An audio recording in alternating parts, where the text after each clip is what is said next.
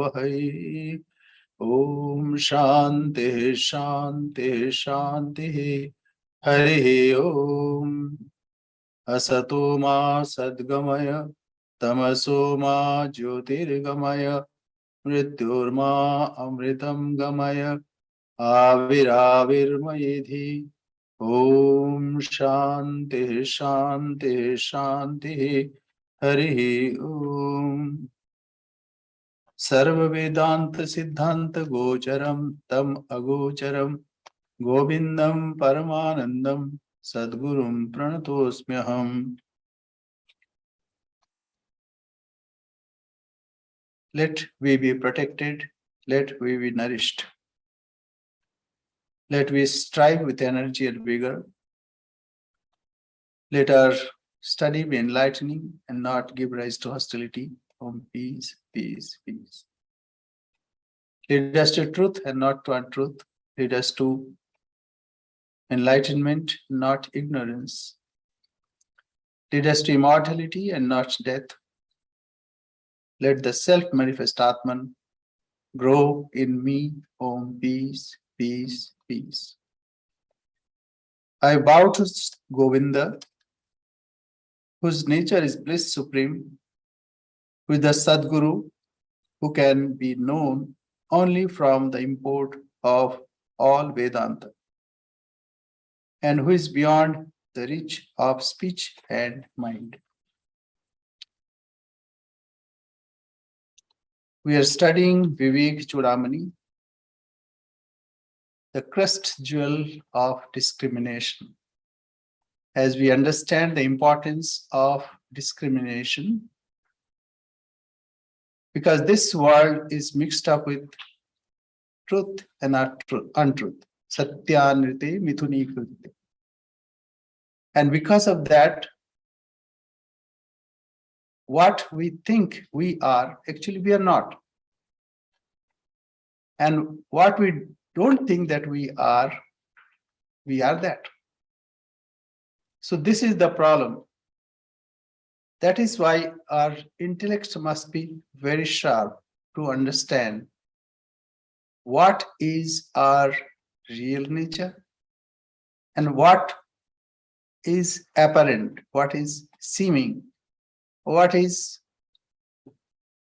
on the surface. It looks like it is like this, but it is not. So as we go for shopping, we see many things. We select only that which is important to us, what we like and what we want to have it. So here also in this world, we have to open our eyes, see, analyze what is good for us. And one should be courageous. He must be strong enough to reject what we don't need. Whatever weakens, that is not welcome. Whatever gives us strength, that is welcome. Whatever gives us confidence, that is welcome. Whatever removes or gives doubt, that is to be rejected. Whatever gives bliss, that is welcome. Whatever gives misery, that is to be rejected outright. So this is the importance of choosing what is real and what is not real. Satya and Anrita. Satya means truth. Anrita, that is not truth, seeming truth. It looks like it is truth, but it is not. So, through this analysis, we must be able to outgrow our weakness. And we are to select only whatever is helpful, whatever gives us confidence, whatever gives us bliss, joy. So here we have already discussed about that apparently we think this body mind complex is my self, but it is not. What is our real nature? Akashavat, Nirmala, Nirvikalpa, Nissima, Nispandan, Nirvikaram. So as of now, we have idea that I am limited, I am full of faults, foibles, full of miseries, but in reality, we are not touched by it. And this happens every day, every night it happens. We transcend from this identity to that identity which we really are. Only it happens unknowingly. So what is our real nature? Akashavat. It is like ether, like space, because it cannot be, it cannot touch, it cannot taint by anything. Whatever is in, whatever is dirt or dirty, whatever is tainting, that it cannot touch it.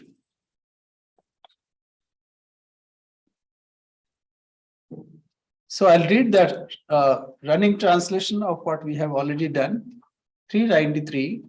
The Supreme Brahman is like the sky, pure, absolute, infinite, motionless, and changeless, devoid of interior or exterior, the one existence without a second, and is one's own self. So the first portion looks like that we are talking about something which is beyond us, but actually it is a real self. And it is pure, it is absolute, it is infinite, and it has no motion. Whatever we feel that we are motion, we are full of motion, that is not me. On that which motion is conceived, that is me. So motionless and changeless. We see changes, but our real nature is changeless, devoid of interior or exterior. Say like this, we may think that beyond this skin is outside of me, and within this skin is what we call it is interior of me. But this whole universe is conceived in my mind. Therefore, mind conceives this world. Apparently, this world looks like outside, but actually it is within our perception. And it is as it were inside. Similarly, we also can conceive. See, I am observing things. Whatever is observed, that is separate from me. It is outside of me. And our thoughts, even whatever we conceive through our minds, those also are observed. Therefore, they are also, we can say that it is outside. So, interior or exterior is only a relative term. That is not by which we can indicate this, the self. The one existence without a second. And therefore, this is one. Apparently, we see so many. It's very difficult to deny. But when we conceive that whatever manyness that we see, it is conceived by one, by the self, then we can understand that this manyness is only apparent. Like our dream. In our dream, we may conceive many, but the conceiver is one, the dreamer. Is there any other object of knowledge than Brahman? That means in question form, he says there is no other existence other than Brahman. That is to be known. So here the central idea is that we are, or I am, and therefore you are also. We are Brahman. And for its support, it is there in Mundaka Upanishad. It says, Saha Yaha Havai Tat Paramam Brahma Veda Brahmaiva Bhavati. He who has known this Brahman becomes Brahman. When this happens, we don't become a book when we learn from a book. And so many people learn outside objects. They don't become those. Therefore, it is not being said what we are not. But suppose a person has forgotten his, say he was a king, but he forgot that he was a king. But somehow someone identifies himself as king and he regains his memory. So whatever he was, he regains that. So there is only one condition, that whatever we are, we might forget that real nature. And when somebody reminds us, then only we become that. See the examples Sri Ramakrishna gave, that a tiger with a baby delivers at the time of getting a prey, and that little cub grows with the lambs and thought that he was a lamb. But ultimately when another tiger came and told his real identity, then only he could realize that he was really a lion or a tiger. So similarly, whatever we are, when we know that, only in that condition we can become that. Brahma Veda, Brahmaiva Bhavati. And by knowing our real self, we become so. So this is what we have already discussed. Now we go to the next. Vaktavyam kimu vidyate atra. So what is to be said over this? Because it is already said in our Upanishads, in our Shruti. Vaktavyam kimu vidyate atra bahudha brahmaiva jiva swayam. So this is already said that Jiva is Brahman. What is Jiva? Jiva with all baggage of his samskaras, his karma, his impressions. So when he can live that baggage and in his pure form, that Jiva is Brahman. Brahmaiva Jiva Swayam. So even if it is with the baggage, but ultimately he is Brahman and nothing else but Brahman. Only he has to remember that he is Brahman. He has to get rid of the baggage. Brahmaitat, Brahma etat, Jagat atatam. And by the Brahman, everything is covered, everything is pervaded. Nu sakalam Brahma advitiyam shruti. Now, we are devotees. How can we conceive this? So we say, our acharyas say, okay, not to worry, think that God is pervading everything. So you have to conceive somebody or someone other than you. There is no harm. That way also we can think about it. But ultimately, that Bhagavan or God, where does he exist? It is the self. So this is two different ways to see it. It is the truth is the same. Brahma etat jagat atatam. Nu sakalam Brahma advitiyam shrutihi. So Shruti says this, that Brahman alone exists. And it is non-dual. Advitiyam. There is no two. Brahmaiva aham iti prabuddhatam matayah. And the person who has awakened, prabuddha, he knows that he is Brahman.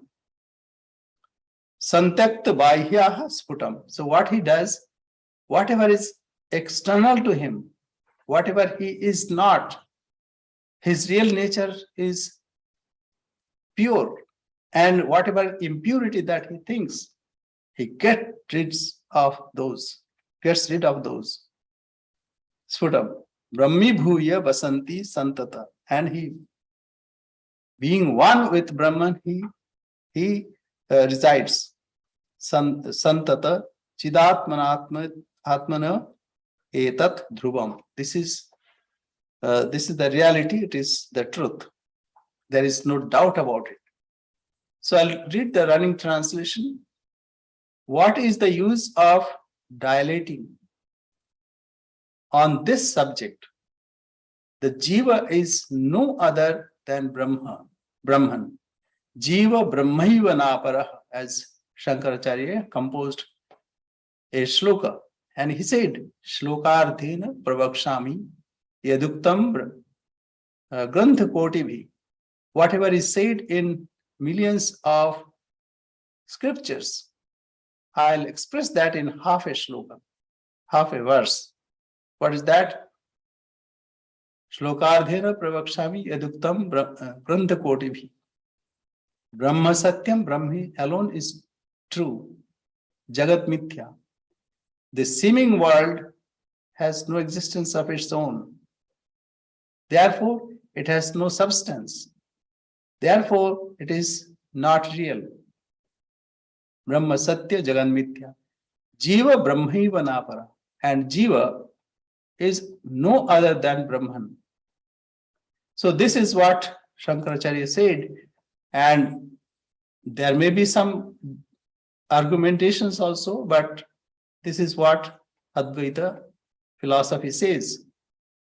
So let us go ahead. What is the use of dilating on this subject?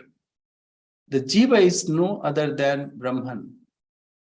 This whole extended universe is Brahman itself. It is objectified. The Shruti inculcates the Brahman without a second. And it is an indubitable fact that people of enlightened minds who know their identity with Brahman and have given up their connection with the objective world live palpably unified with Brahman and with eternal knowledge and bliss.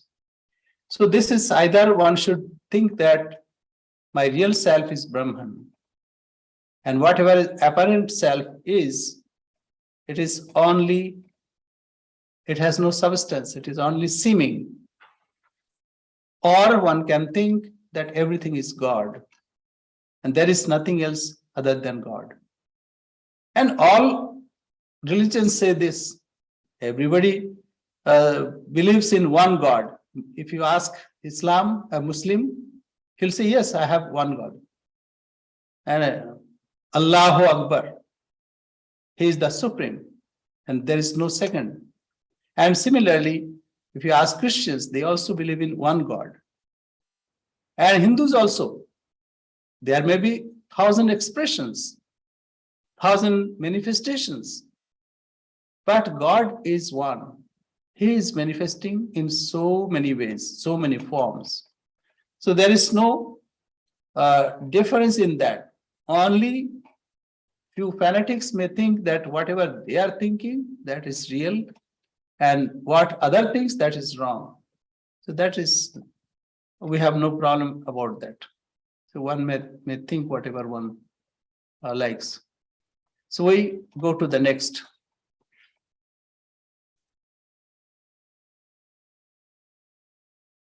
Jahi Malamaya Kosh. Now, how to achieve this? we have identification with our gross body. We have identification with our subtle body or linga sharira. We have identification with our say intellectual body. So we are to remove this identification. And this can be done through cogitation, through logic. But there is another way, totally depend on God. That is also good. Forgetting one's small self and remembering the Supreme Self. That is also very nice. So we have no problem there. So here, because we are going logically, so let us go that way. Jahi, means remove or win over. Malamaya kosha. Malamaya kosha means this sheath of filth. See, anything of this body, if you take out from this, becomes dirt or dirty. Nothing, even see, like some tissue is taken, it drops. Even some sap is taken, it becomes smelly. Whatever comes out of this system becomes like that. So this malamaya, that is a malamaya. That means it's full of dirt. Jahi malamaya koshe aham dhi. So what is to be done? We are to remove this identification that I am this body or whatever is produced in body. That is not me. So malamaya koshe and aham dhiyaha utthapita asham. And because of that, we have many desires and expectations. So first, destroy the hopes raised by egoism in this filthy, gross body. Why we say filthy, gross body? Because if someone identifies with the corpse like this body, filthy body, then it is filthy. But if this is residence of a Brahmagyani, see, he does not identify with this. And this happened with Sri Ramakrishna. And Krishna Kishore was a great devotee of God. So Sri Ramakrishna's uncle, I think. So anyway, he said that what is the need of going to see a monk who was near Dakshineshwar, Ededaha. So he said, I want to go.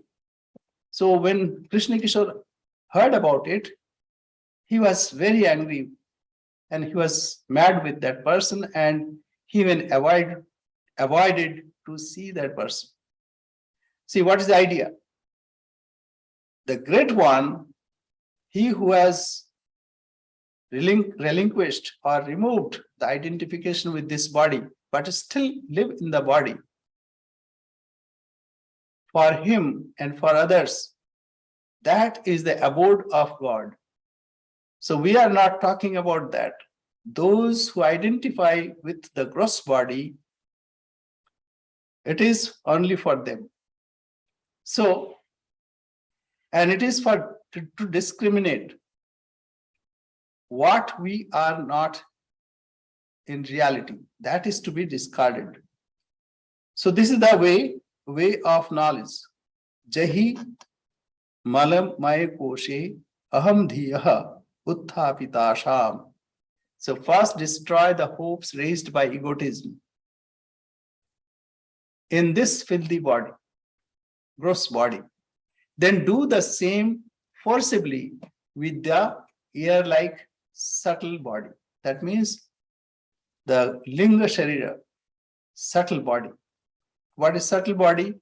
Like you can see this gross body moving, but you may not see the various actions that happens within this gross body. So we can say that he who identifies, recognizes with a being, so that subtle, though it may not be visible, but it is there. So we identify with our name, with our various attributes, and we have identification with this self, small self. So that is the subtle body. That also one has to remove.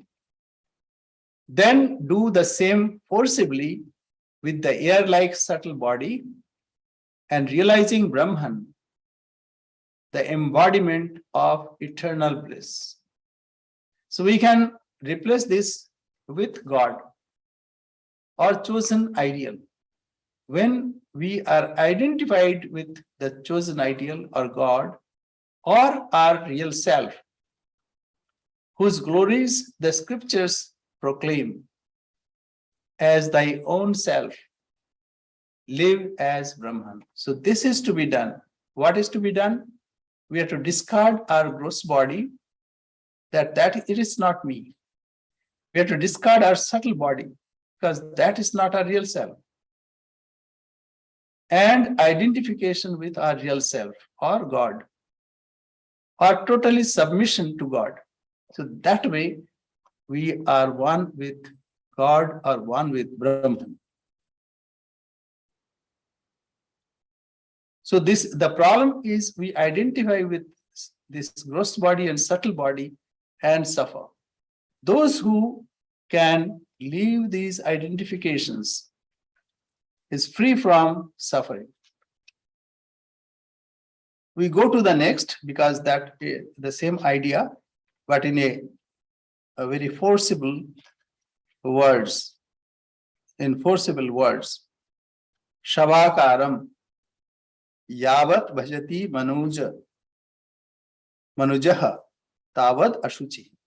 So till that time, when one identifies with this corpse-like body, till that time he is ashuchi.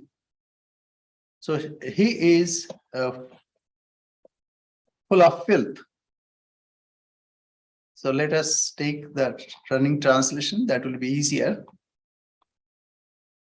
So long as man has any regard for this corpse-like body, actually what happens, we all the time decorate it, try to beautify it. Lots of condiments are used and so many things just to decorate this, that to present it attractive. We are not saying that one should not take bath, that cleanliness should be there, of course, but one should not decorate that I am this body. That identification should not be there. Shavakaram yavat bhajati manujaha tavat ashuchi. Till that time it is ashuchi.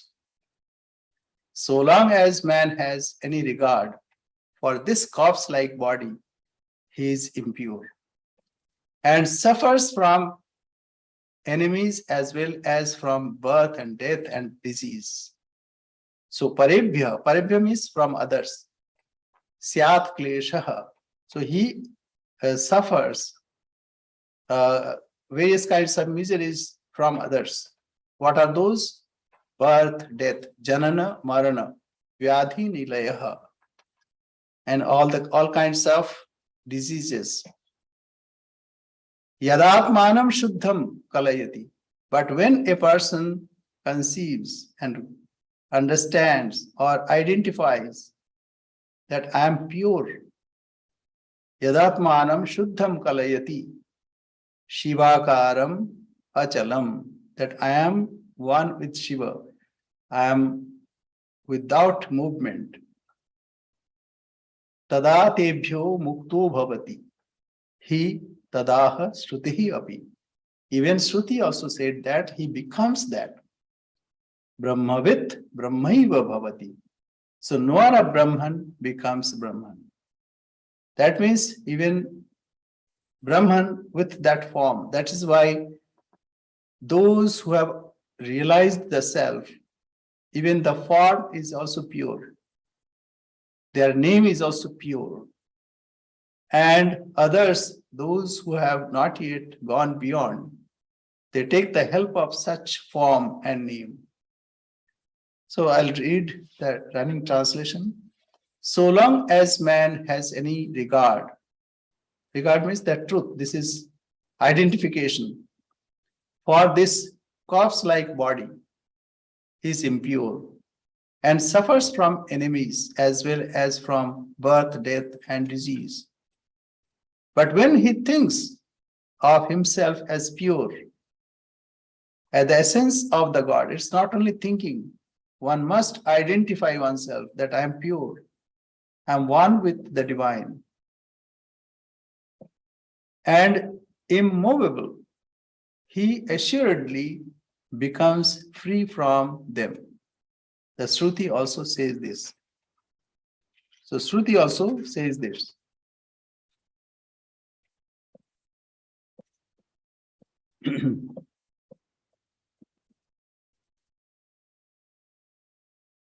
So it is in the Shruti, yeah. So there is a passage in Chandogya Upanishad. Magavan martyam va idam shariram attam mrittuna yat sat amritam shariram syat atmano adhishtanam atta vai shariram. So I'll avoid Sanskrit. So Prajapati, that means Brahma, said this. Hey Indra, oh Indra, this body is subject to death, and it is the residence of that which is beyond death, which is immortal, which is beyond body, but somehow it identifies, it means it resides here. And those who identifies with this body, they cannot get rid of their sufferings. But he who has removed this identification, suffering cannot touch him. And also Chandogya Upanishad says, Yah Atma Apahata Papma. This self who has removed the identification of all gross or subtle bodies, they have conquered all the sins, or here we can say miseries. So Shruti also says this. So such great one who have identified with the divine, but still they are in the body, that form is no more ordinary. It is divine. And when that divine play is over, then they leave this body. But while living also, they don't identify with the body. So I think if there is any question, or we can go ahead. I've already asked any questions. Okay. So anyway, we go ahead. Swatmani, Swatmani, Aropita. Swatmani, Aropito, Aropita, Ashesha, Abhasa, Vastu Nirasataha. Swayameva Param Brahma, Purna Advayam Akriyam. So again and again, this idea will come. What is the real nature of this self? So this is witness. We see things happen, and therefore we are witness. Whatever happens, it happens outside of the witness. Witness is not affected by it. So this is as a witness. I'll first read that running translation, that will be easier. By the elimination of all apparent existences superimposed on the soul, the supreme Brahman, infinite, the one without a second and beyond action, remains as itself. So only thing that whatever is superimposed, we have to dehypnotize ourselves and remove that hypnotized identity. We have to eliminate that. So even the science, now this year, one gentleman received Nobel Prize to say that this world is not real. It is not really real. It may look like it is real, this whole universe. By the elimination of all apparent existences. So whatever existence that we impose, we have to remove those appearing identification. On the soul, the supreme Brahman. So what is soul? It is supreme Brahman. When we take individually, we say Atman, but when it is taken collectively, we call Brahman.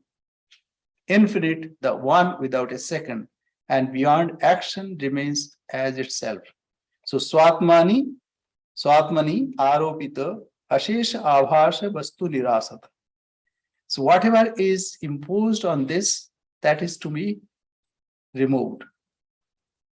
This happens, as we know, when we have dreamless sleep. In our dreamless sleep, all the identifications go away from us. But only thing, it happens, we, in our absence of knowledge, or we can say, we don't enter into that state consciously. But at that time, we are also there, because when we come out of that state, we remember, our memory tells that, yes, I experienced one state which is bereft of all experiences. Sukham aham aswapsam na kinchit avedisham. I slept happily. I did not know anything. So this ignorance, this under ignorance, this happens. Only thing, this should happen consciously and with awareness. So we have to try this consciously, so that we enter that state consciously. So Swatmani Aropito Ashesha Abhasa Vastu Nirasataha Swayameva Param Brahma. I am that supreme Brahman, because without this misidentification, or that is false identification, we are Brahman. Purnam Advayam Akriyam. That is Purna. That means it is full, complete. It has no fraction. It is without any division. And Advayam. There are no two. And therefore, there is no work to do. Akriyam. So, this is to be contemplated. And why we see that we are working, or we see this duality, because of our ignorance. That is the central thing. We go to the next. Samahitayam sati chitta vritto paratmani brahmani nirvikalpi nadrishyate kaschit ayam vikalpaha prajalpa matraha parishishyate tataha. So, when one removes all the wrong identifications and he merges himself in this non-dual existence, then what happens? So, samahitayam sati chitta vritto. All the chitta vritti, mental modifications are merged in the self. That means these are removed and there is no separate identity. Where to merge? Para Atmani, Supreme Atman, in Brahman, and which is Nirvikalpa.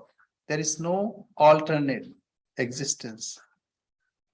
Na drishyate kaschit ayam. Then we don't see anything other than the self. And there is no vikalpa. There is no other existence. But if one can see, it is only prajalpa matra. That means it is only, it is not real. It is like a picture. We will read the running translation. When the mind functions or mental modifications are merged in the Supreme Atman, the Brahman, the Absolute, none of this phenomenal world is seen. Once it is reduced to mere talk. That means Prajalpa Matra, like we talk about something which does not exist, where we talk blah blah blah. But it is not there. Similarly, this world will merge. Merge means it will vanish because it has no other existence. Like a mirage. Mirage disappears when you arrive at that place because it was only present when you were at a certain distance.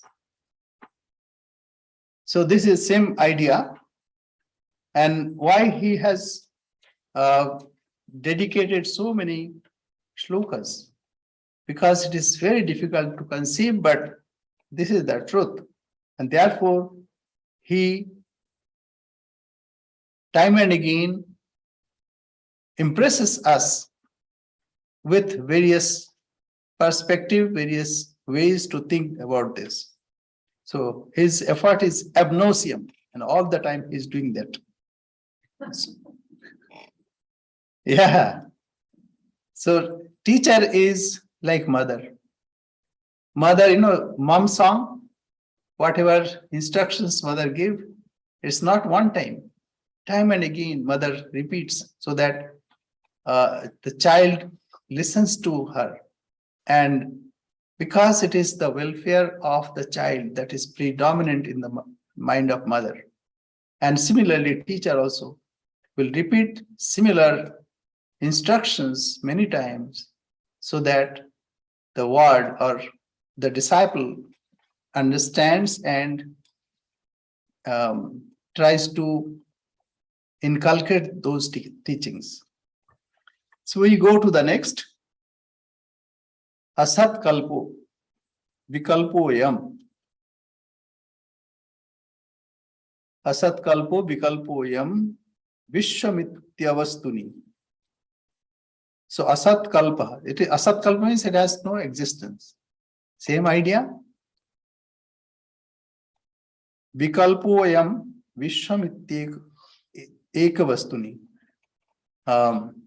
In the one entity, Brahman, the conception of universe is a mere phenomenon, mere phantom. It has no existence, but it looks like that. Like castles in the air. Or we can see blue sky, but there is no blueness. Those who have gone outside of this world, they see it is only black. But from inside, it looks like reversed vessel, which is blue. Nilakata, it is like a pan, blue colored pan, reversed. So it is because of our perception. We think that this world is there, but in reality, it is asat kalpaha. It is not there. And vikalpoyam vishwatyeka vastuni nirvikare nirakare nirvisheshe vidakutaha. How can you divide which is nirvikar, nirakar, who has no form? Like space, you cannot divide. Say, one can say, we can divide, like if we put a wall, so within a wall, this is space, outside that wall is another space. It is apparent, because as soon as you break the wall, the space is, we can see that it is unified. So I'll read the meaning. In the one entity, devoid of the concepts of seer, seeing, and the seen. Now that's the next one. In the one entity, that means Brahman, the concept of the universe is a mere phantom. Whence can there be diversity in that which is changeless, formless, and absolute? If you ask a scientist, he also will say, though we may see many, but actually it is all matter. Say this table, this chair, and so many forms are there. If you analyze, these are ultimately matter. Ultimately, it is energy and energy alone. Like we can say add electron, proton, neutron, and matter, and ultimately it is energy. And what we see, there is nothing, but there are so many things like air, various molecules of air, nitrogen, oxygen, hydrogen, etc., etc. Those are also energy. And similarly, electromagnetic waves are also energy, or the cosmic waves that's invading all the time. So if we see the whole world, whole universe is nothing else but the ocean of energy. And that energy is also perceived by a person. It is conceived by the person. It is in the form of mental modification. So how can we say that there are many? It is only one entity. When we objectify, we see this world, and when we withdraw that, we can realize what this subject is. So therefore, it is only in words. We go to the next.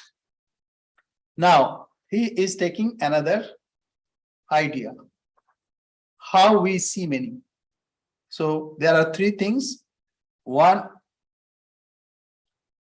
is the seer, and another is seen and process of seeing. Drashta, Drishtri, Darshan, and Drishya. Adi bhava shunnaika vastuni.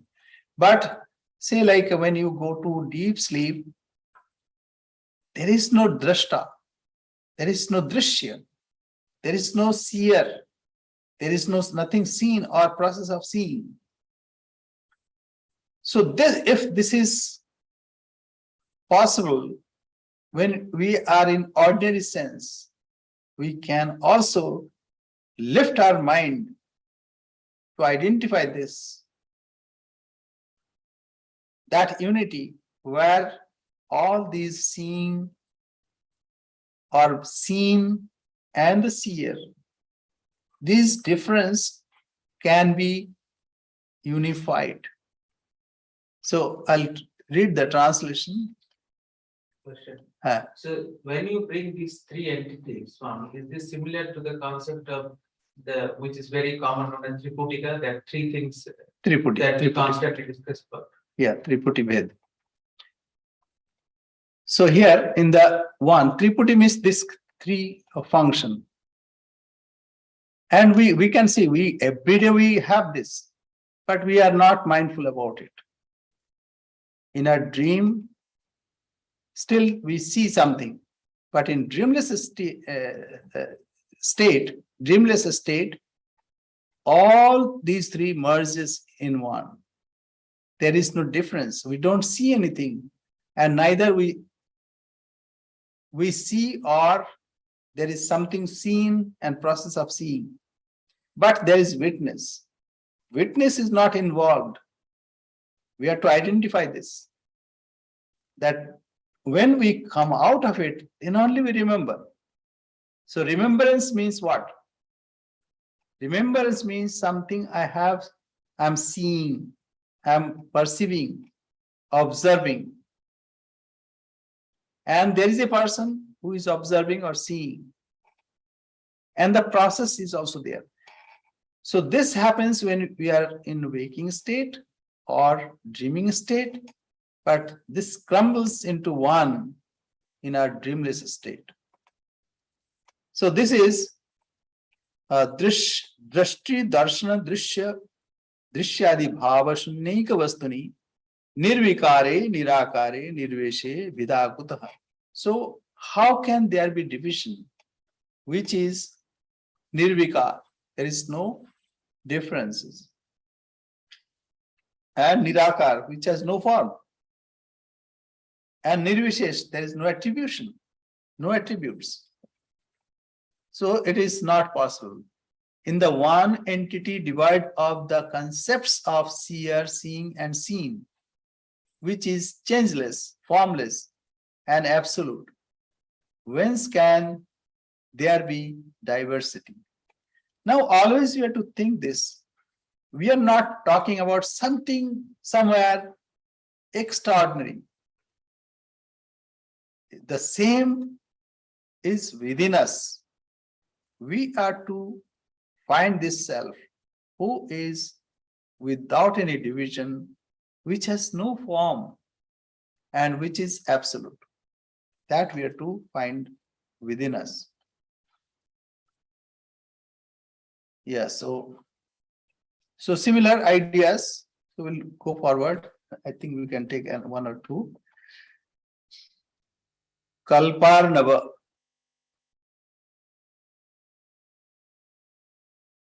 401. Kalparnava iva atyanta paripurnaika vastuni nirvikare nirakare nirvisheshe vidakutha. So similar idea, but only this will be the repeated line, that nirvikare nirakare nirvisheshe vidakutha. So kalparnava. So in the one entity perfectly full and motionless, like the ocean after dissolution of the universe, which is changeless, formless, and absolute, whence can there be diversity? So even we can have this, no need of going for pralaya. But as of now, also we can have this idea. Say like a devotee would say that God is nirvikar, nirakar, nirvishesh. And similarly, this self is also nirvikar, nirakar, nirvishesh. And therefore, there is no divergence. So there is no differences. The difference is only in our mind. So we go to the next. Tejasiva tamo yatra pralinam bhranti karanam advitiye paritatve nirvisheshe vidakuta. So it is like light. So when light is lit, what happens? Darkness is absorbed in it. I mean, that darkness has no existence of its own. As soon as light is lit, darkness vanishes. As Sri Ramakrishna said, that if there is a house, which is, or a room, say, a room, which was dark for 1,000 years, and you go and lit a light, will that light lit that house little by little or immediate? Because darkness cannot stand light. So tejas eva. So where the root of delusion is dissolved like darkness in light, in the supreme truth, the one without a second, an absolute, whence can there be diversity? So there is not diversity. There is no diversity that we are to conceive. Okay, we go to the next, because similar and not much to explain. Ekatma ke pare tattve bhed varta katham vaset. When there is one and that supreme tattva, how can we divide? It is not possible. Even you cannot divide your intellect also. You may conceive that, okay, this is my rational thinking or this is my say imaginary thinking. But both are thinking. Therefore, even we cannot do in our mind. Ekatmake pare tattve bhedavarta katham vaset. Sushupto sukha matrayam bhedaha kena avalokita. So, I'll read the meaning. How can the talk of diversity apply to the supreme truth, which is one and homogeneous? Who has ever noticed diversity in the unmixed bliss of the state of profound sleep? We experience this. Why we give this all the time, this example all the time? Because we don't have many examples. We can take other example, but it may not fit exactly. Say, like I give example of a painting or a story. In and through that story, there may be many incidents, but it is the mind of the writer. Therefore, there is no distinction or there is no differences.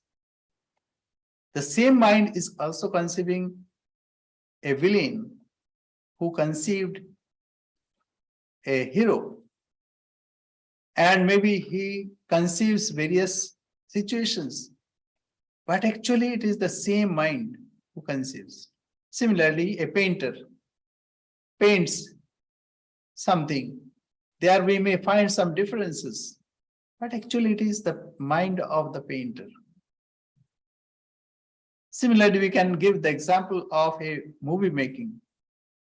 In movie, you'll find different characters, but all those are conceived by the director.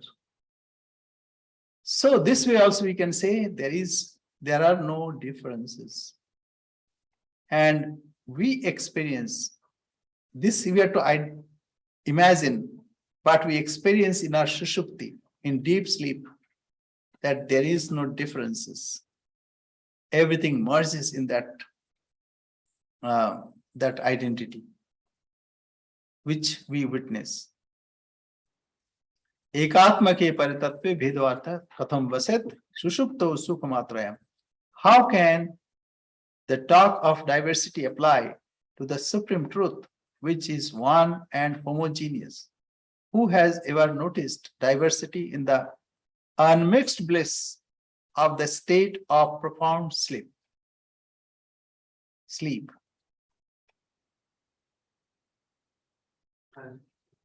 Time is over. No? Okay. So, hope there is no question, or is there any question?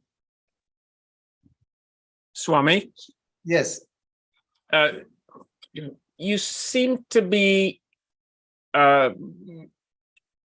explaining this in a way of Samkhya, that there actually is something outside. It's just that it's energy. So is it that there is only Okay.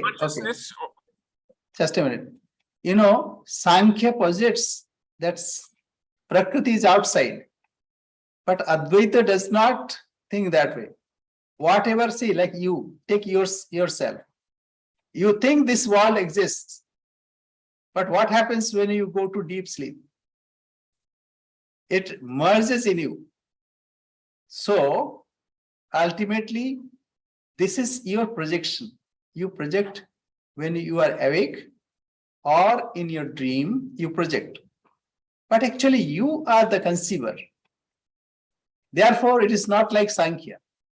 Sankhya is dualistic philosophy.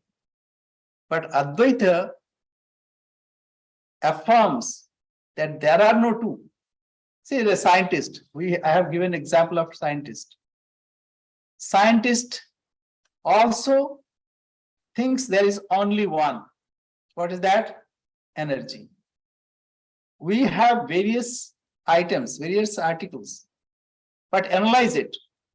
So first they started with atom, then electron, proton, neutron, and then subatomic particles, boson and a Higgs boson and what not, hundreds. And then they went to quarks. And then now they are flabbergasted. Where to go then next? So ultimately it is one.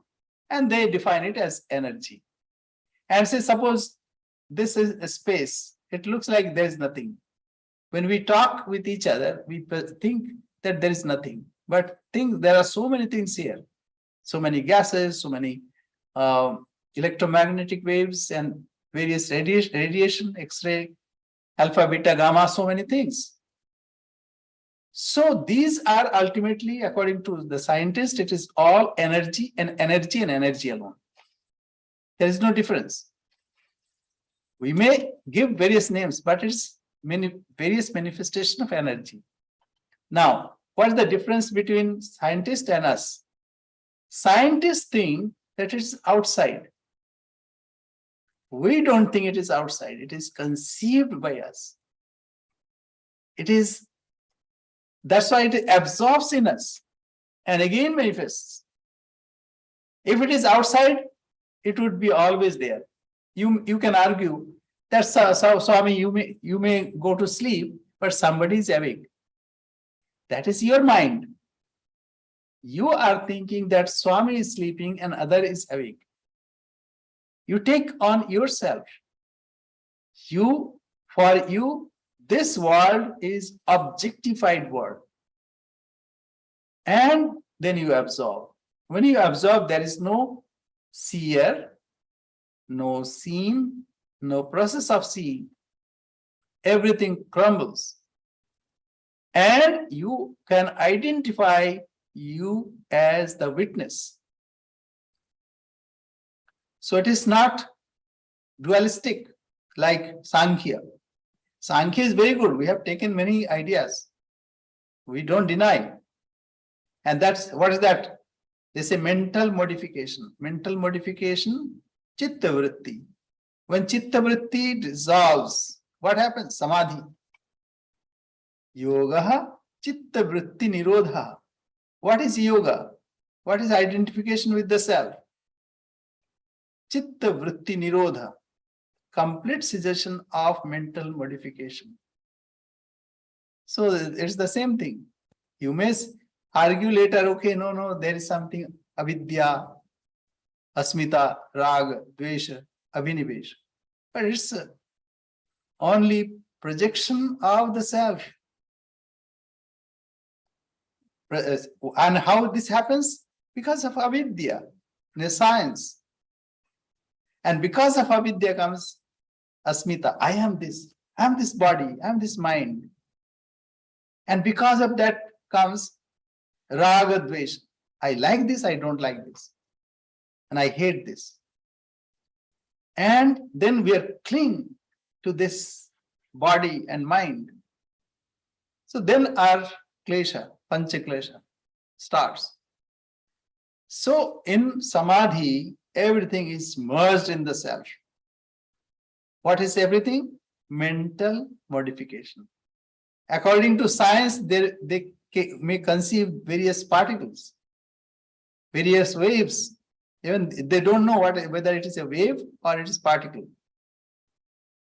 And here, Patanjali, Maharishi Patanjali, he conceived and he identified it's a wave, mental modification, mental wave, chitta vritti.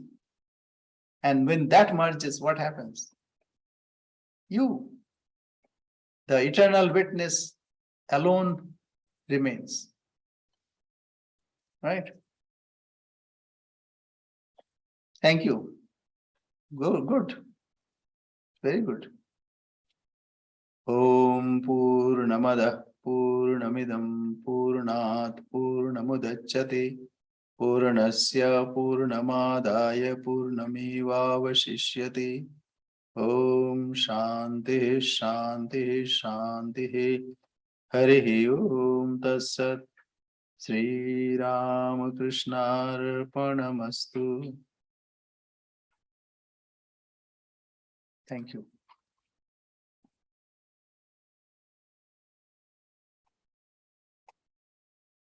Thank you, Swami. Namaste. Namaste. Hari Om. Namaste, Swami. Namaste. David, Hari Om. good No question David. today? No, Maharaj. David's question was good enough. Okay, good. Pranam Maharaj. Namaskar. Namaskar. Hari Om. Jai Ma Swami. Jai Ma. Jai Ma.